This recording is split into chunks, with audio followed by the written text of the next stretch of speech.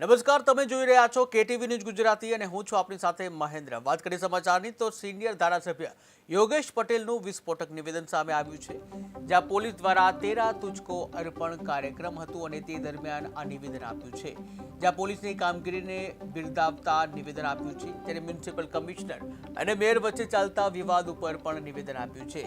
ધારાસભ્ય યોગેશ પટેલે આડકતરી રીતે જે નિવેદન આપ્યું, જ્યાં અધિકારીઓ નોકરી કરવા આવતા ગભરાય છે તેવું નિવેદન આપ્યું। પણ પોલીસ જાતે આ વસ્તુ પાછી આપે એ કેટલી મોટી વાત છે। તો હું બધાને લઈ જતા આ જે કામગીરી થઈ છે વડોદરા શહેરમાં, આ વડોદરા શહેર સાહેબ એવું શહેર છે કંઈ અધિકારી આવતા ગભરાય, એમના સચિવને કે અમારી રિઝોનેટની કામગીરી કરો, તમે કરો, કારણ ના ભાઈ મારું બરોડા એવું આ શહેર છે।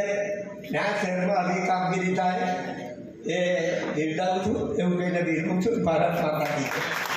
પણ પોલીસ જાતે તમને આ વસ્તુ પાછી આપે એ કેટલી મોટી વાત છે। તો હું બધાને લઈ જતા